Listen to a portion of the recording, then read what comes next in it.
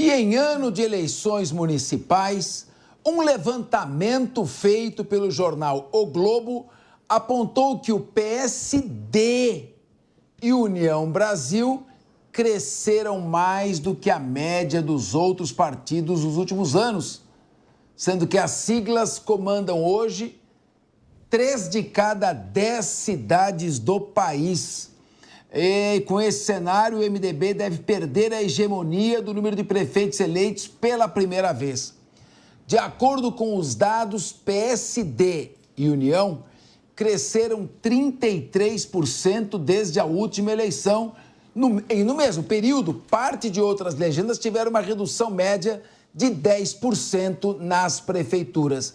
Uns crescem, outros caem. Minha querida Deise Chiocari, olha só, eu tenho a impressão que União Brasil e o PSD eram um antigo extinto Partido Liberal, não era o partido do... Depois acabou o PFL, acabou se partindo completamente. O Kassab, uma jogada de mestre, está criando um partido gigantesco. Eu já falei isso outras vezes aqui no Linha, né? Toda vez que eu ouço alguma coisa em relação ao Kassab, né? Eu lembro de um amigo meu, cientista político, que fala que quando o mundo estiver acabando, olha para onde o Kassab está indo, né? Que provavelmente ele vai se salvar, né? Justamente por esse conhecimento todo que ele tem de política, né? O Kassab não é um player que fica isolado ali no jogo, como não é o Valdemar Costa Neto também, né? Que a gente vê desde sempre participando ali das jogadas de bastidor da política. Mas o Kassab também não é um personagem assim menosprezado, né? Ele vai ditando as regras, ele sempre se mantém ali na articulação política, no bastidor, é um dos grandes nomes da articulação política brasileira. Eu acho que isso explica esse crescimento do PSD sob o comando dele, né? União Brasil, eu acho que a União Brasil tem a favor, o que se a gente fosse olhar do ponto de vista dos partidos políticos mesmo, de estudo de partido político, né? Isso seria uma coisa até depreciativa, mas a União Brasil tem essa fusão de vários partidos, né? PSL, o Democratas, então ele acaba formando uma base muito maior, até pela falta de ideologia existente dentro do partido. Não que hoje os partidos políticos tenham ideologias, né? Eu acho que isso foi uma coisa muito mais ali dos anos 80, logo depois da ditadura, né? Mas hoje a gente não tem mais isso. Mas o União Brasil acaba se favorecendo porque hoje no Brasil você não sabe para que partido ir, você vai para a União Brasil. Então ele acaba se transformando num partido gigantesco, né? Então, isso acaba repercutindo. A gente tem essa evolução de partidos políticos. Hoje a gente chama os partidos políticos de partidos catch-all, que são esses partidos pega tudo, né? Então, eles vão pegando tudo que vai passando pela frente e não importa mais a ideologia, né? O PSD do Kassab, ele tem como característica ainda ser alinhado às ideias do Kassab, mas a União Brasil não. Isso favorece o crescimento dele, né? Eu estou falando aqui bem cientificamente, né? Ricardo Rous, e aí, os partidos hoje não significam muito em termos de ideologia? Olha, Capês, pelo que nós estamos vendo nos números, não. Porque a tendência de crescimento entre União e PSD, que são o terceiro e o quarto maior fundo eleitoral do Brasil, eles perdem para PL e PT, que são os polarizados aqui, representantes, aspas, da direita e da esquerda brasileira, assim, de grosso modo falando. Então, se a gente tira um pouco mais as questões mais ideológicas, que também não estão tão profundamente no PL, no PT um pouco mais, mas no PL certamente não, isso está sendo mais construído com a figura de Jair Bolsonaro, mas a duras penas, você tem o União e o PSD, que recebem muito recurso e tem um projeto audacioso de crescimento. Acho que a Deise escreveu muito bem aqui, concordo com o que ela disse. Então, tem um potencial de crescimento muito grande, aliado ao dinheiro do fundo eleitoral, do fundo partidário que esses partidos têm para poder construir sua capilaridade nacional. Acabam sendo uma alternativa para aqueles que não necessariamente querem ficar diretamente ligado à PL e à PT, são as duas alternativas logo na sequência, com muito recurso, com líderes muito inteligentes, articulados politicamente. Então, a possibilidade disso concretizar é muito grande. Sérgio Zagarino. Olha, a Deise ela pontuou muito bem de forma técnica, mas eu queria fazer uma outra ponderação. A melhor mensagem, a melhor forma de se comunicar é aquela mensagem que ela é bem captada ali pela quem está ouvindo. E quem faz isso de forma muito clara no Brasil, na questão partidária, goste ou não é o PT, goste ou não é o PL e goste ou não é o Partido Novo.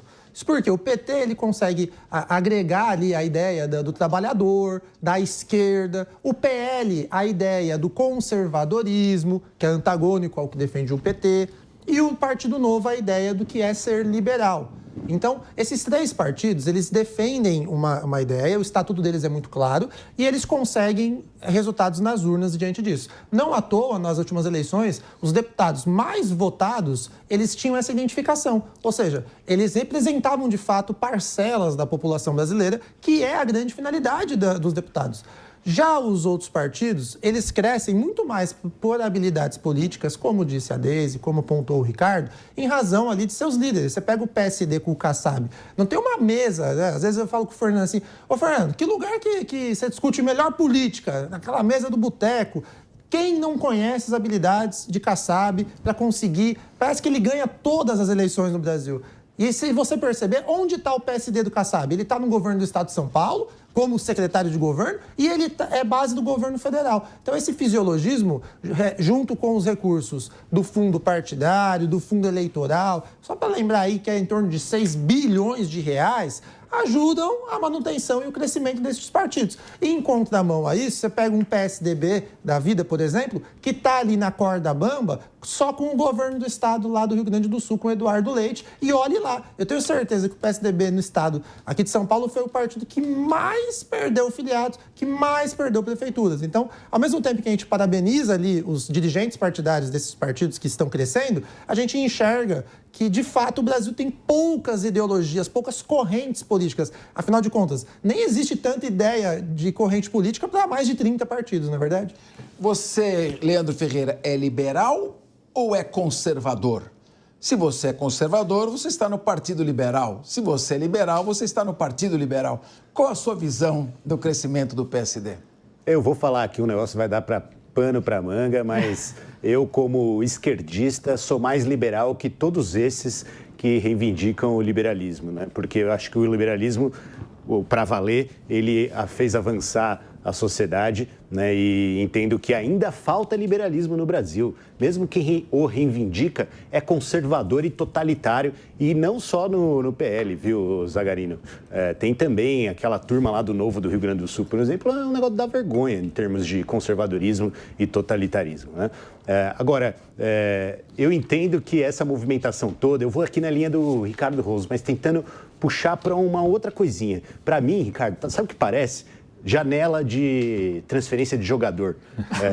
Você vai lá e, assim, o partido vai crescer quando? Na véspera da janela. Né? Qual que é a chegada, o que determina? O tamanho do fundo partidário, que é algo que você citou aqui. Né? Então, o tamanho do fundo partidário, nesses partidos que precisam atender a agentes livres, né, que se negociam ali de eleição em eleição, é ele que determina, né? Então é como se estivesse ali o Kassab na posição daquele oligarca russo que bota dinheiro no time e traz para dentro do campeonato gente que ele quer, né, para jogar na equipe dele. Então eu vejo dessa forma, embora eu acho que algumas definições para além da janela, né, podem se dar nos próximos dias. Por exemplo, né, o Aldo Rebelo, que o Capês citou aqui, precisa se definir agora em função da desincompatibilização, e aí é jogo jogado. A gente vai saber muito em breve quem vai ser vice aqui em São Paulo, por exemplo.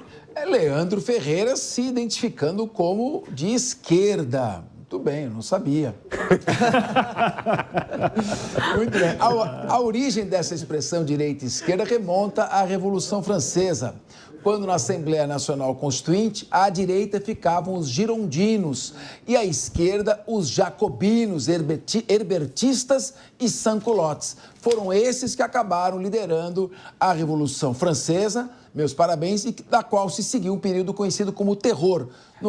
40 mil pessoas morreram decapitadas, gerando a ditadura napoleônica. É só um esforço histórico sobre como surgiu a esquerda.